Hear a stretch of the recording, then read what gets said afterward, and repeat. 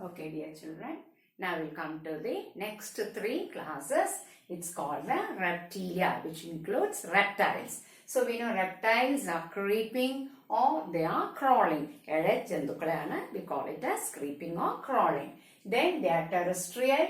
That means they are seen on land. Then the skin is what? They are dry and cornified. Cornified means like thorns, and it will be totally dry skin they have. Then they are having scales. That means the skin is having, it's covered with scales, or it is called the scutes. Then they have the tympanum, which is just acting like an ear. Then their limbs are having two pairs.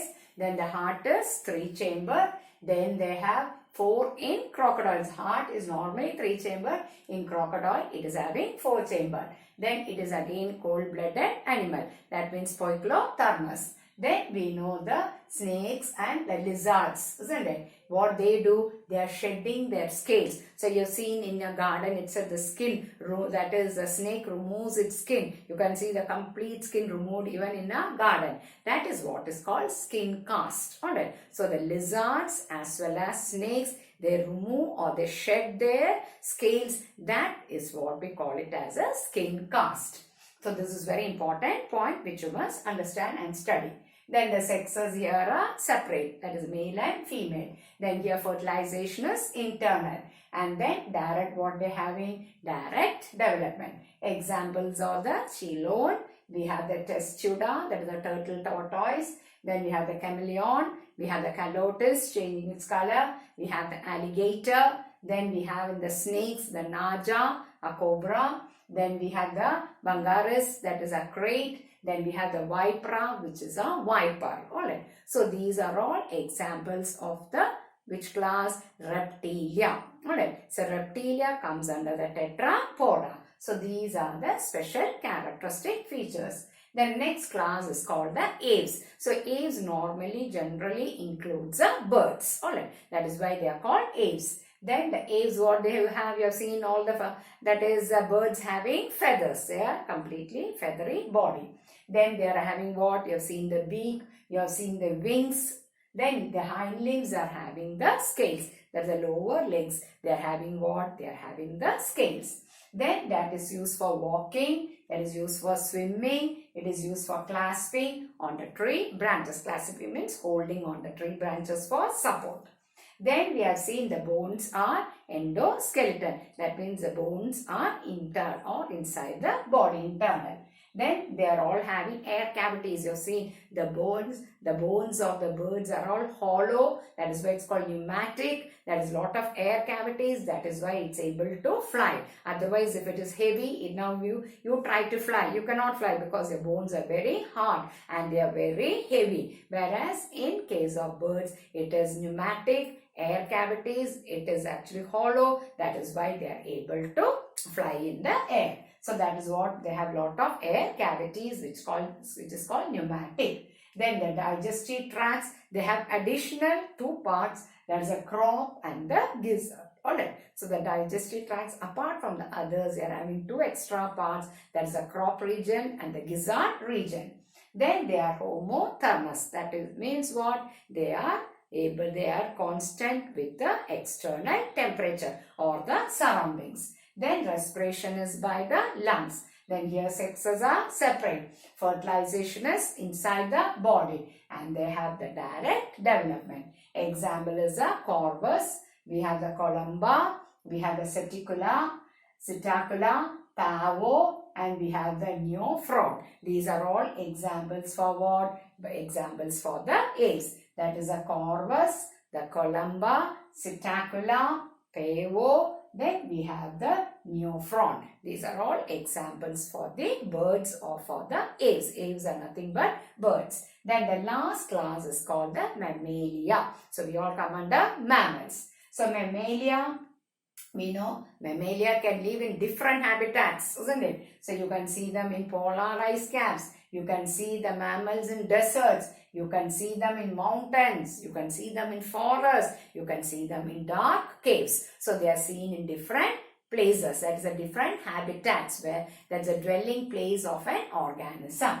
Then some of them are able to fly, some of them are able to live in water. Then they are having the main feature, the special feature of this mammals are the presence of mammary glands. So they have the mammary glands, that is why they are able to nourish the young ones by giving milk. So that is the presence of mammary glands is a special characteristic feature. Then they have 2 pairs of limbs, that is for walking, for running, for climbing and swimming or flying. For all that they are having 2 limbs. Then they have the skin, the special characteristic of the skin. We have the fine hairs on our skin. So that is what the skin has got, the hair. Then they have the pinna. You have seen this is your pinna. So this is a pinna, singular pinna, which is plural. It's called pinna. So they have the ear lobe. So this pinna is present. Then heart is 4-chambered, 2 auricles, 2 ventricles. Then they have the different types of teeth. If you take in our body itself, in our mouth, we have 4 sets of teeth. That is, we have the incisors, we have the canine, we have the premolars as well as the molars. 4 types of teeth. Then we are also homothermous, that means warm-blooded. And then respiration is mainly about lungs. Then here sexes are separate, male and female. Then fertilization is internal. Then we have the direct development. That means they are developing directly. Now examples you have, that is egg laying you have that is which animals which are not laying eggs, so oviparous, viviparous. So we have the platypus, we have the kangaroo, that is a viviparous. Then we have the camel, we have the monkey, we have the rat, we have the dog, we have the cat, we have the elephant, we have the common dolphin, we have the blue whale, we have tiger, lion, etc. All these come under the mammals. So some of them are egg laying, some of them are just giving birth to young ones. That is the difference, oviparous and viviparous. Then just below that, the last we are having the salient features of all the phylums are given. So it just gives a consolidated table where if you see each phylum, you can see what are its characteristic features. So if you study that table by heart, it will give you all the important features. So that is also very important.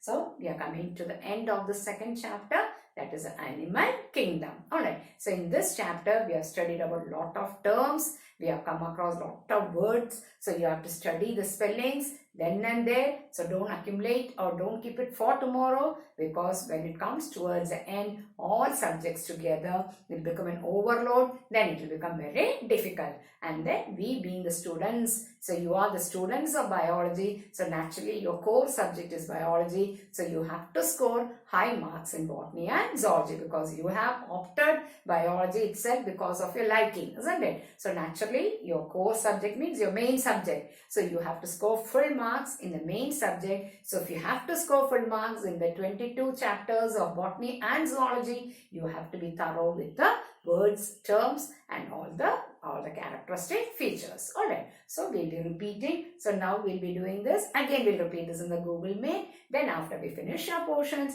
again we will do revision, so that now you have to read every day, because we don't know how long we'll get time for revision. So you have to read every day and keep on memorizing, keeping all these things in your mind. Okay, so don't be worried. Fully will be supported by teachers. Especially I'll be going on giving a revision. I'll be going on repeating the same thing several times. So listening many times, it will all get recorded in your brain. So you need not be much worried. Alright. So we come to the end of the second chapter, that is the animal kingdom. So the next class, we'll be going to the structural organization in animals. We'll go to the next details in the third chapter. Okay.